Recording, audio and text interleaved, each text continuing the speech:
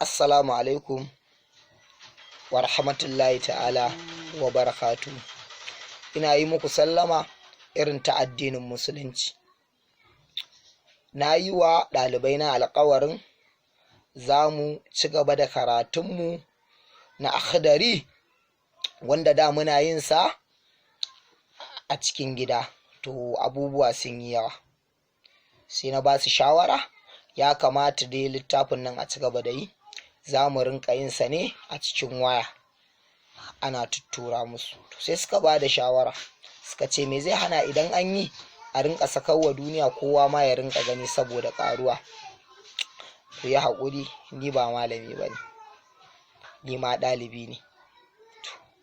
Shi da wannan littafin na akhdari da za mu fara da yardar Allah, littafi ne wanda ya ƙunshi abubuwa daban-daban na rayuwa. Ko wannan littafin ka tsaya ka iya ka karanta, to zai kai ka da samun aljannarka. Allah subhanahu wa ta'ala yana cewa ku sanni kafin ku bauta mini. To ta yaya za a yi ka san Allah? Sanin Allah shine ka je makaranta ka yi karatu hadisan manzon Allah sallallahu alaihi wasallama, ka san alkur'ani kafin ka zo kama ce za ka yi ita kanta ibadar.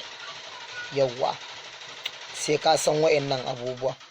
To nan ba da daɗewa ba za mu fara gudanar da wannan littafin mai albarka akhdari.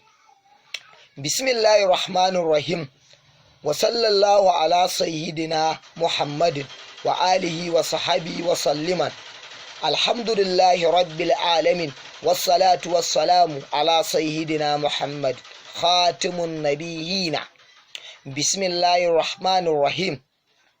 Awwal ma hijibu, farkon abin da yake wajaba alal mukhallafi abu sabaligi, tahsiwu imanihi, ya inganta imaninsa, summa ma'arifatu, sannan ya san ma yusluhu bihi, abin da zai gyara da shi, farada ainihi, farlan ainihinsa, ka ahqamus salati, kamar hukunce-hukuncen sallah, wadda harati, da na tsarki. To masu saurare na, wannan ƙalubale ne a gare mu. Malami akhdari yana cewa awwal ma hijibu, farkon abin da yake wajaba alal mukallafi abu sabaligi.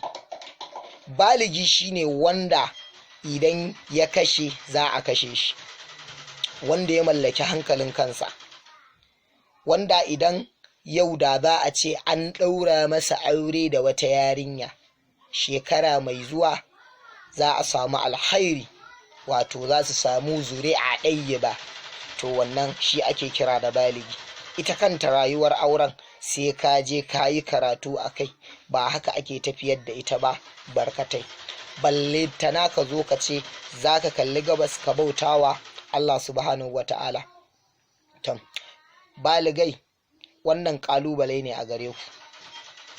Malami akhdar yana ce mana awwal ma yajibu, farkon abin da yake wajaba alal mukallafi abu sabaligi, farkon abin da yake wajaba abu sabaligi, tahsiwu imani, ya inganta imaninsa, summa ma'arifatu, sannan ya san ma yusluhu bihi, abin da zai gyara da shi. Menene shi wannan abin da zaka sani har ka gyara da shi? Shine tsarki. Ka iya tsarki. Idan najasa ta fita a jikinka, ta wanne hanya za ka bi ka wanke wannan najasar? Wayyazu billahi.